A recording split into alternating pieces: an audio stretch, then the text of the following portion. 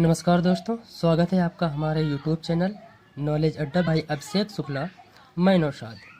दोस्तों, मैं आज रसायन विज्ञान में आपको जो महत्वपूर्ण लेसन है, वैसे तो सभी लेसन महत्वपूर्ण है, लेकिन उनमें से एक अधिकतर महत्वपूर्ण लेसन जो कि पी ब्लॉक के तत्व है, पेपरों में लगभग 7 नंबर का आता है और परीक्षा के लिए अत्यधिक महत्वपूर्ण है।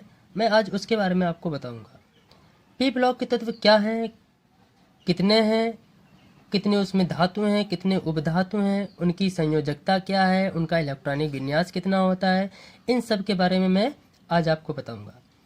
इससे पहले मैं आपको इस अध्याय के बारे में बताऊं, मैं आपसे निवेदन करना चाहता हूं कि अगर आप हमारे यूट्यूब चैनल में नए हैं तो हमारे चैनल को सब्सक्राइब करें, साथ में बेल आइकन को दबाएं ताकि हमारे आने वाली हर एक नई वीडियो का नोटिफिकेशन आप तक ज़रूर पहुंचे। और जो हमारे चैनल में पहले से जुड़े हुए हैं वे चैनल को या वीडियो को लाइक करना, शेयर करना और कमेंट करना न भूलें। तो दोस्तों, ज़्यादा बात ना करते हुए चलते हैं वीडियो की ओर। पी ब्लॉक के तत्व। तो पी ब्लॉक के तत्व में कुछ पॉइंट्स, 6 से 7 पॉइंट ऐसे बताने वाला हूँ कि पी ब्लॉक के तत्व, जिनसे कि आप पी ब्लॉक के तत्वों के बारे में जानने लगेंगे। इनकी संयोजकता, इनका इलेक्ट्रॉनिक विन्यास, ये कितने होते हैं, आवर्त सारणी में कहाँ रखे जाते हैं, तमाम जो क्वेश्चन इस चैप्टर को पढ़कर हमारे दिमाग में आते हैं, उन सारे क्वेश्चन के आंसर मैं कुछ ही मिनटों में और कुछ ही पॉइंट्स में आपको बता देता हूँ फटाफट। और ध्यान दीजिएगा, बहुत ही आसान तरीका पी ब्लॉक के तत्व को याद करने का मैं आपको बताने जा रहा हूँ। तो ज़्यादा बात ना करते हुए वीडियो की ओर चलते हैं। पहला पॉइंट जो हमारा है वो ये है कि पी ब्लॉक के तत्व आवर्त सारणी में किस जगह स्थित होते हैं। तो ये हमें जानना सबसे पहले बहुत ज़रूरी है। तो जानते हैं कि इसमें जैसे कि देखिए, मैंने पहले से लिखकर धरा हुआ है कि पी ब्लॉक के तत्व आवर्त सारणी के अंतिम 6 खड़े खानों में स्थित हैं।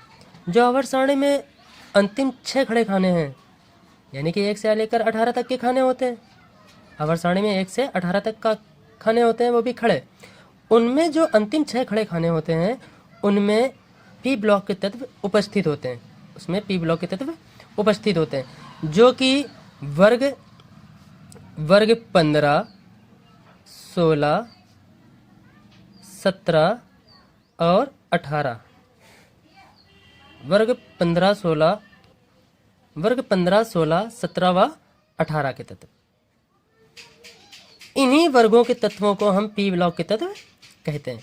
तो ये आवर्त सारणी में लास्ट के, आखिरी के अंतिम 6 खड़े खानों में होते हैं, अर्थात ये 13 से 18, कितने, 13 से 18 जो लास्ट के खड़े खाने होते हैं उसमें रखे जाते हैं।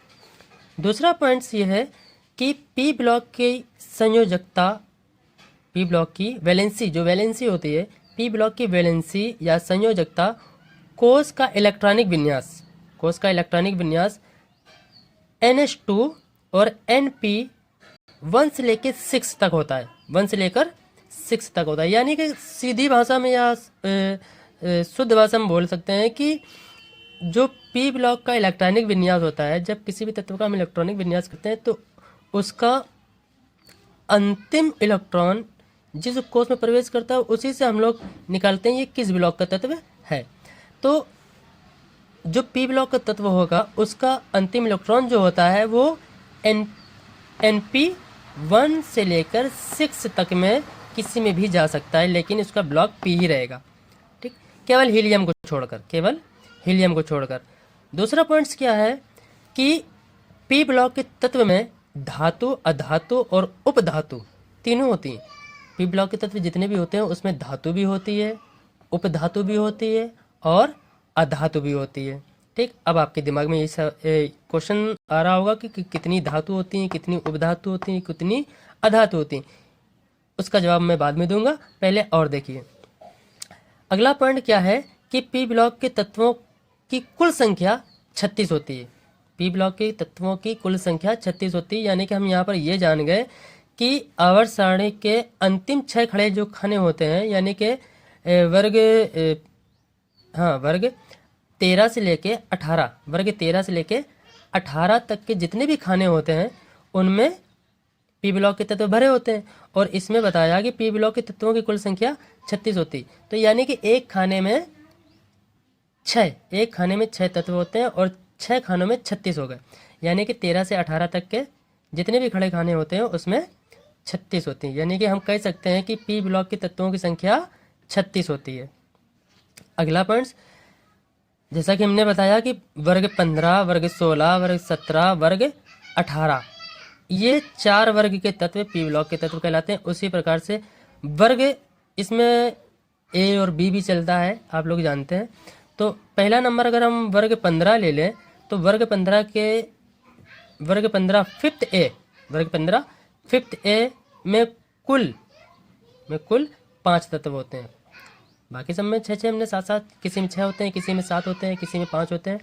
तो जैसा कि बताया कि वर्ग 15 फिफ्थ ए में कुल कितनी संख्या है, कुल कितने तत्व होते हैं? 5 तत्व होते हैं, जो कि आपका नाइट्रोजन, फास्फोरस, आर्सेनिक,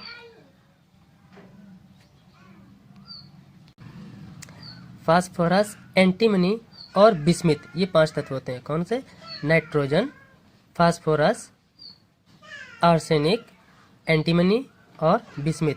यानी कि वर्ग 15 फिफ्थ ए में कुल 5 तत्व होते हैं, जिनमें नाइट्रोजन आता है, फास्फोरस आता है, आर्सेनिक आता है, एंटीमनी आता है और बिस्मिथ आता है।